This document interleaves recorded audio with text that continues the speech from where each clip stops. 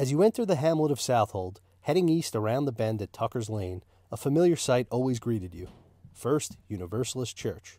This has been true not just for the current generation of North Forkers, but for generations past. The historic landmark, with its clear glass windows and iconic steeple, was lost late Saturday night to a fast-moving blaze that drew about 150 firefighters to the main road property.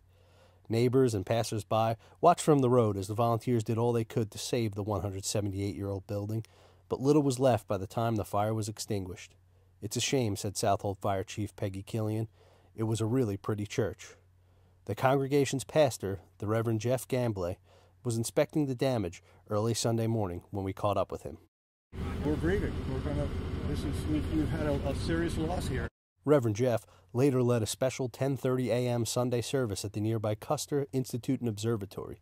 Minutes into the ceremony, a speaker was briefly interrupted by a voice at the back of the room. "Excuse us," the gentleman said. "We have your bell. We thought you'd want it here." The voice was that of Southold fireman Brian Gratton, who had driven along with fellow firefighter Ed Boyd a little over a half-mile from the church to Custer Institute. The discovery of the charred bell symbolized how First Universalist members were rising from the ashes themselves. Church trustee Dan Durrett said he first learned of the fire on his way to Sunday service. And then I tried to get out of the ice and go around another corner, and got to the road, and the police were there, and he said, "Well, you can't go there." I said, "I'm a trustee. That's my church." So the guy waved me through. And if you haven't seen it, I thought of the church in Birmingham that was burnt, bombed. Yeah, exactly. And it looks like a bomb pit. Thornton Smith of Greenport said church leadership will likely form several committees to study different aspects of rebuilding the church and decide on a best course of action.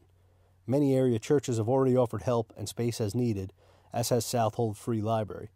Members of the congregation, such as Xavier Amador, said the most important thing is no one was hurt, and they still have each other. It's more than a building, I know that. But the church for me is all of you.